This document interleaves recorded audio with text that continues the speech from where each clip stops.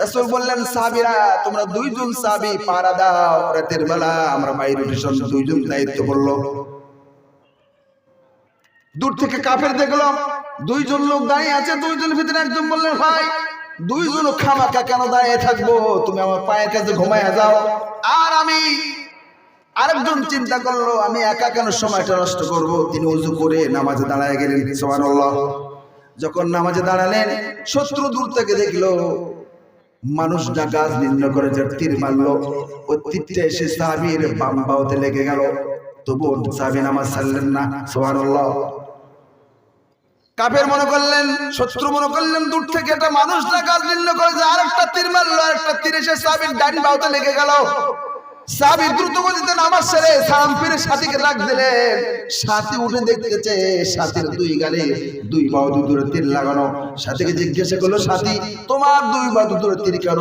বলছে তুমি যখন ঘুমায় গেলে আমি চিন্তা করলাম সময়টা কেন নষ্ট করে দেই, সময়টা নষ্ট না করে নামাজে দাঁড়ায় গেলাম আল্লাহকে রাজি খুশি করার জন্য।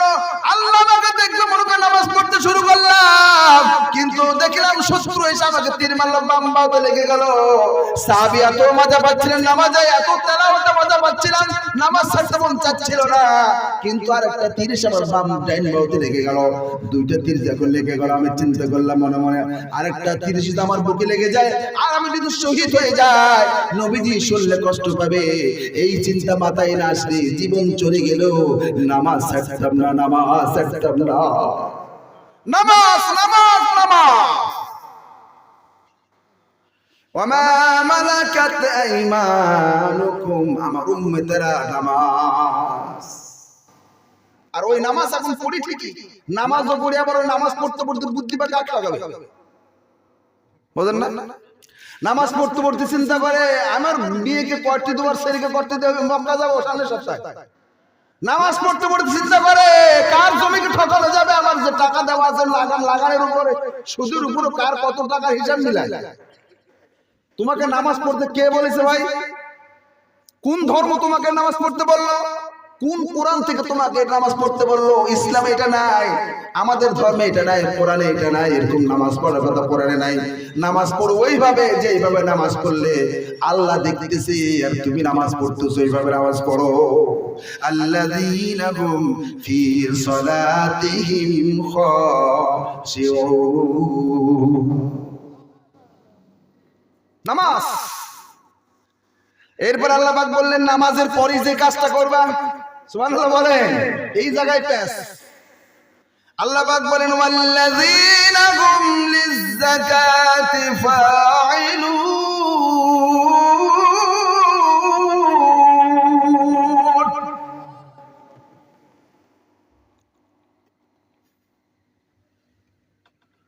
আল্লাহ পাক বললেন মুমিনের দুই নম্বর গুণ, মুমিন যেন যিনি মুমিন হবেন, যিনি নামাজে হবেন, নামাজে খুশু হবেন, যিনি সফল কাম মুমিন হবেন, তার দুই নম্বর গুণ হলো নামাজও পড়বে, যাকাতও দিবে।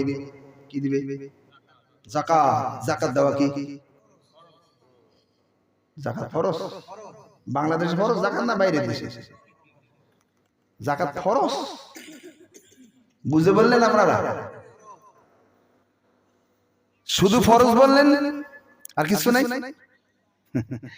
নামাজের ব্যাপারে যত তাগিদ করা হয়েছে, ওমরের খেলাফতের সময়, আবু বকরের খেলাফতের সময় আবু বকর বলেছে যে এলাকায় যাকাত দেয় না তোমরা সৈন্য নিয়ে যাও, তোমরা জিহাদ করো, তাদের সঙ্গে সংগ্রাম করো, এরপর যাকাত আদায় করো।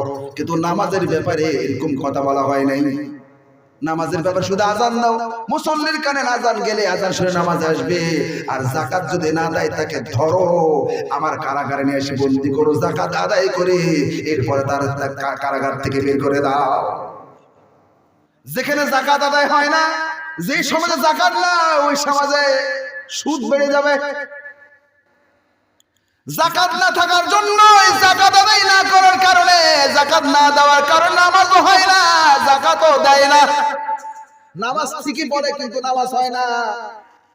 ফেরেশতারা বলে আল্লাহ তোমার এই বান্দা নামাজ পড়তেছে, এটা মুসল্লি, ফাওয়াইলুল লিল মুসাল্লিন। আল্লাহ পাক বলে ওই সমস্ত মুসল্লিকে ধরো আর জাহান্নামে নিক্ষেপ করো। ফাওয়াইলুল লিল মুসাল্লিন। কাকে ধরো?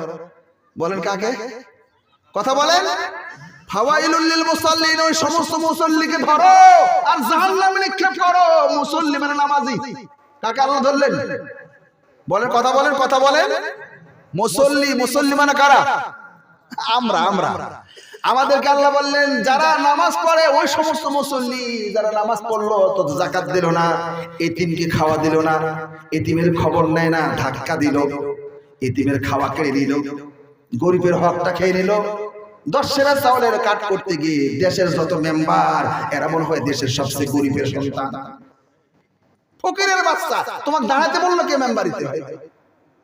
এই দেশের যত চেয়ারম্যান ছিল সমস্ত চেয়ারম্যান মনে হয় চোরের দালাল, চুরি করে দেশে এসছে।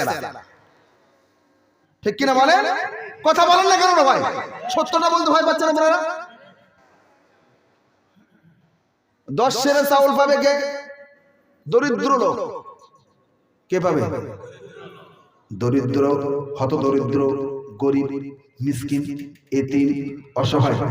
এখন দেখা গেল মেম্বারের সবচেয়ে বড় গরিব, চেয়ারম্যান তো চোর। মিথ্যা কথা, এটা মিথ্যা কথা।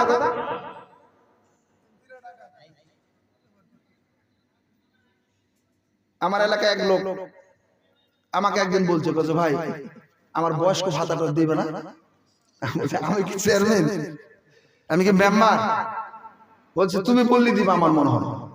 আমি বললাম তোমার আইডি কার্ডটা আর তোমার বয়সটা ঠিক আছে না দেখো তো। দেখবো না, চেষ্টা করি তোমার জন্য। বলছে টাকা 500 দিব। কোরআন দেখে বলছে, আমার কত দিবে? বলছে টাকা 500 মানে? আমি তো বুঝতে পারলাম না। কিসের টাকা? বলছে আগে আমার বলেছিল মেম্বার যে 500 টাকা হলে একটা ভোটার আইডি, মানে আমার বয়স্ক ভাতা বেড়েছে। আপনারা বলেন তো, বয়স্ক ভাতা পাওয়ার জন্য বয়সের দরকার নাকি 500 টাকা দরকার? বলছে আমি 500 টাকা দিতেছি, তাও আমার দেইনি। ভাষা কি বলবো? ভাষা তো বলতে পারছি না। এখানে অনেক ভাষা আসছে আমার কাছে, এত খারাপ ভাষা আসছে। বললে আপনারা বলুন হুজুর গরমে গেছে। না, বলা যাচ্ছে না। গরম হলেও তো ওখানে ব্রেক করতে হচ্ছে। কি বলেন? এটা মানুষ, জানোয়ার। কোরআনে আল্লাহ বলছে এরা কারা? এরা কি বলবো? কোরআনে আল্লাহ কি বলছে? আল্লাহ পাক বলে শুধু জানোয়ার বললে ভুল হবে, জানোয়ার বললে গুনাহ হবে তোমাদের। এরা জানোয়ার না, বালহুম আদাল কালানাম, এরা তার চেয়েও খারাপ। ঘোষণাটা কার? আল্লাহ পাক বললেন কালানাম বালহুম আদাল উলাইকা হুম কালানাম। এরা শুধু চতুষ্পদ জন্তু না, বালহুম আদাল, তার চেয়েও নিকৃষ্ট। আর এদেরকে আবার বাছাই করে এই দেশের লোক ভোট দিতে যায়। বলছে ভোট কেন দেয় জানেন? আপনার মেম্বার কি কেন দেয় জানেন? বলছে কেন দেন? বলছে 500 টাকা দিয়েছে, চা খাই দিতেছে, 30 দিন আমার চা দেয় খাই। আরে তোমার দাম কি 30 কাপ চা? তোমার দাম কত তুমি জানো না? তোমার দাম কত? তুমি নিজের দাম নিজে ভুলে ফেলেছো। তোমার দাম চা দিয়ে নয়, 500 টাকা দিয়ে নয়, তোমার দাম এখন 10টা পৃথিবীর সমপরিমাণ। সুবহানাল্লাহ বলবেন বাড়িতে গিয়ে। এরপর আল্লাহ পাক বললেন ওয়াল্লাযীনা হুম লিয-যাকাতি ফাঈলুন। আমার মুমিনের, সফল কাম মুমিনের 3 নম্বর গুণ হলো ওই সমস্ত মুমিন সফল কাম যারা নামাজও পড়ে, যাকাতও দেয়। যাকাত যদি না দেন নামাজ হয় নাই। ভালো করে শোনেন, যাকাত যাদের ফরজ হয়েছে, অনেকে মনে করে টাকা বেশি হলে সম্মান বাড়ে, টাকা বেশি হলে আমাকে সবাই বাহবা দিবে, টাকা বেশি হওয়া ভালো। হ্যাঁ ভালো, আলহামদুলিল্লাহ ভালো, কিন্তু টাকা বেশি হলে আপনার দায়িত্ব বেড়ে গেল। এতদিন শুধু নামাজ ফরজ ছিল, টাকা বাড়ার কারণে যাকাতও ফরজ হয়ে গেল। আর যাকাত যদি আদায় না করেন, নামাজ করো, যাকাতে গেল, জাহান্নাম ওয়াজিব হয়ে গেল। কোনটা ভালো এখন বলেন?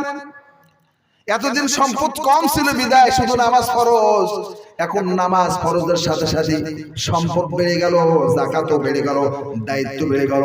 এতিমের খবর নিতে হলো, মিসকিনের খবর নিতে হলো, প্রতিবেশীর হওয়া দায়িত্ব হলো। এতিমের সম্পদকে এতিমের কাছে পৌঁছে দাও, গরিবের সম্পদ গরিবদের কাছে পৌঁছে দাও। যাদের হক, যার হক যেটা সেটা তার কাছে পৌঁছে দেওয়ার দায়িত্ব তোমার ঘাড়ে, তোমার কাঁধে উঠে দিল। আল্লাহ লোক পায় নাই এই বিশাল এরিয়াতে, এই পদিনতলা থানায়, নজরুলের টাউনের ভিতরে এতগুলো লোক থাকতে তোমাকে আল্লাহ এত সম্পদ দিলে কেন? আল্লাহ কি গাধা হয়ে গেছে নাকি? আল্লাহ পায় না, আল্লাহ তোমাকে এত টাকা দিল কেন, তোমাকে এত সম্পদ দিলে কেন? এই সম্পদ দেওয়ার মাধ্যমে আল্লাহ তোমাকে পরীক্ষায় ফেলে দিয়েছে।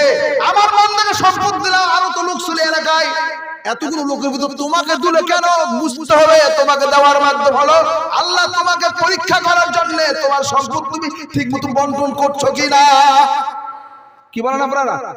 আল্লাহ নাই গ্রামে না, ওই একাই খালি ওই একাই 60 বছর বয়স পেয়ে গেছে, অথবা বড় লোক হয়ে গেছে, বড় হয়ে গেছে নাকি? না, বড় লোক হওয়ার মাধ্যমে বড় হয় নাই, বড় লোক হওয়ার মাধ্যমে পরীক্ষায় পড়েছে। এবার পরীক্ষায় পাস করতে পারে তার ভালো হবে, আর যদি পরীক্ষায় পাস করতে না পারে বড় লোক হওয়ার পর এমন ঠেলা খাবে যার কোনোদিন কল্পনা করে নাই। আল্লাহ পাক বলেন ওয়াল্লাযীনা হুম লিয-যাকাতি ফাঈলুন।